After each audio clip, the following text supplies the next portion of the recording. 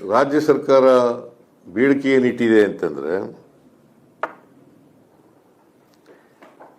ಈ ವಿಬಿಜಿ ರಾಮ್ಜಿ ಯೋಜನೆಯನ್ನು ಸಂಪೂರ್ಣವಾಗಿ ರದ್ದು ಮಾಡಬೇಕು.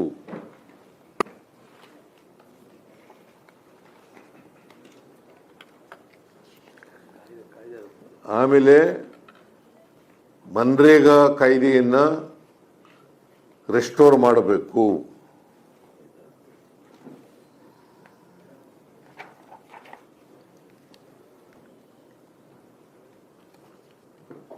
ಬಡವರ, ದಲಿತರ, ಮಹಿಳೆಯರ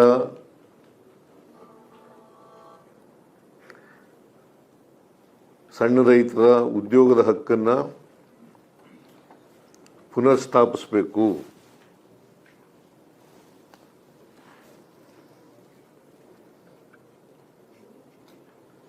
ಆಮೇಲೆ ಪಂಚಾಯಿತಿಗಳ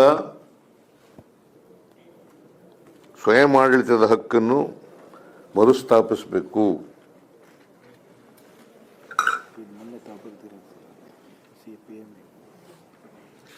ನಾನು ಕೊನೆಯಲ್ಲಿ ಏನು ಅರ್ಜಿ ಮಾಡಿದ್ದೀನಿ ಅಂತಕ್ಕಂಥದ್ದನ್ನು ಹೇಳ್ಬಿಡ್ತೀನಿ. ಪ್ರೈಮ್ ಮಿನಿಸ್ಟರ್ಗೆ ಬರೆದಿರ್ತಕ್ಕಂಥ ಲೆಟರ್ನಲ್ಲಿ, in light of the above, I urge your personal intervention to suspend the implementation of the VBG-Ramji Act and to initiate constitutionally mandated consultations with the state governments to strengthen the right to livelihood and build a present resilient Bharat, Vikasita Bharat.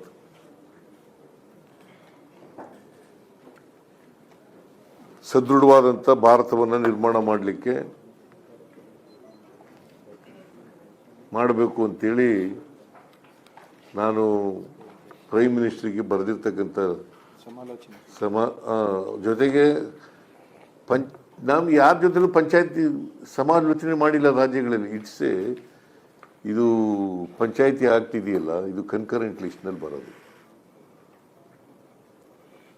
ನಿಮಗೆ ಕಾನ್ಸ್ಟಿಟ್ಯೂಷನಲ್ಲಿ 3 list ಇದ್ದಾವೆ: central list, state list and concurrent list. Concurrent ಲಿಸ್ಟ್ನಲ್ಲಿ ಇದು ಬರೋದ್ರಿಂದ ರಾಜ್ಯಗಳ ಜೊತೆಗೂ ಕೂಡ ಸಮಾಲೋಚನೆ ಮಾಡಬೇಕು, ಜನರ ಅಭಿಪ್ರಾಯನೂ ಕೂಡ ಕೇಳಬೇಕು.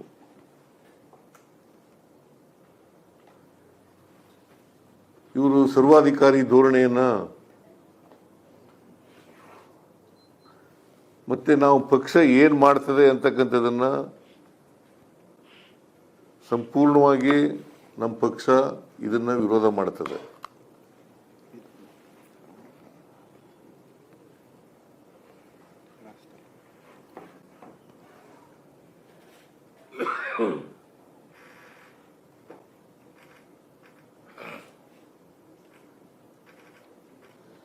ಆಮೇಲೆ ಈ ಎಂಪ್ಲಾಯ್ಮೆಂಟ್ ಗ್ಯಾರಂಟಿ ಸ್ಕೀಮ್ ಇದೆಯಲ್ಲ,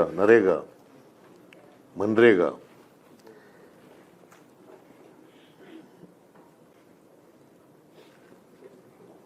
ಅದು ಬರೀ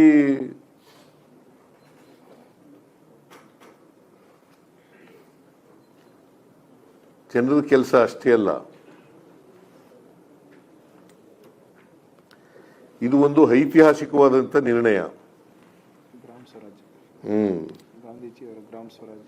ಆಮೇಲೆ ಮಹಾತ್ಮ ಗಾಂಧೀಜಿಯವರು ಗ್ರಾಮ ಸ್ವರಾಜ್ಯದ ಕನಸು ಕಂಡಿದ್ರಲ್ಲ,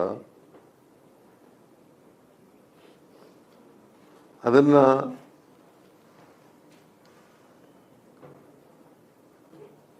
ನನಸು ಮಾಡಲಿಕ್ಕೆ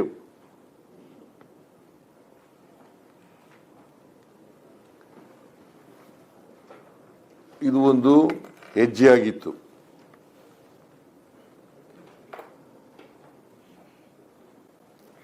ಅದಕ್ಕೆ ಈಗ ಮಹಾತ್ಮ ಗಾಂಧಿಯನ್ನ ಗೂಡ್ಸೆ ಕೊಂದಾಕಿದ್ರು. ಇದು ಎರಡನೇ ಬಾರಿ ಮಹಾತ್ಮ ಗಾಂಧೀಜಿಯವರನ್ನ ಕೊಂದಾಕ್ತಾ ಇದ್ದಾರೆ. ಮಹಾತ್ಮ ಗಾಂಧೀಜಿಯವರ ಹೆಸರನ್ನು ಬದಲಾವಣೆ ಮಾಡಿ ಅವರು ಈ ಇಷ್ಟೊಂದು ದ್ವೇಷ ಇರಬಾರದು. ಮಹಾತ್ಮ ಗಾಂಧೀಜಿ ಗ್ರಾಮ ಸ್ವರಾಜ್ಯ ಹೇಳಿದ್ದೆ ತಪ್ಪ, ಅವರು ಈ ದೇಶಕ್ಕೆ ಸ್ವಾತಂತ್ರ್ಯ ತಂದುಕೊಟ್ಟದೇ ತಪ್ಪ.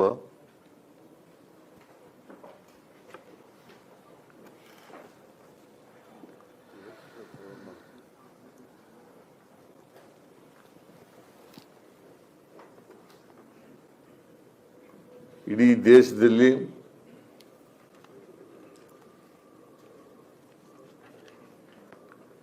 ನಮ್ಮ ಪಕ್ಷ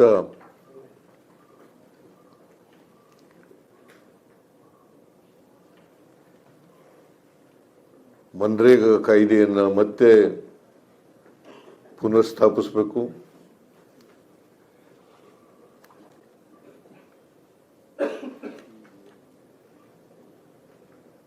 ರಿಪೀಲ್ ಮಾಡಿರ್ತಕ್ಕಂಥದ್ದು ಬಡವರಿಗೆ, ಮಹಿಳೆಯರಿಗೆ, ಸಣ್ಣ ರೈತರಿಗೆ ಮಾಡಿರ್ತಕ್ಕಂಥ ದ್ರೋಹ.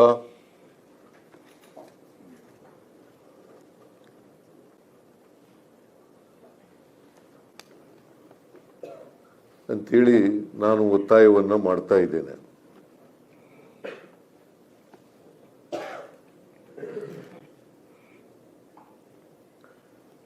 ನಮ್ಮ ಪಕ್ಷ ಏನು ಮಾಡ್ತದೆ ಅಂತಕ್ಕಂಥದ್ದನ್ನ ಈಗ ಡಿ ಕೆ ಶಿವಕುಮಾರ್ ಅವರು ಪ್ರಸ್ತಾಪ ಮಾಡ್ತಾರೆ. ನಮಸ್ಕಾರ ಎಲ್ಲರಿಗೂ.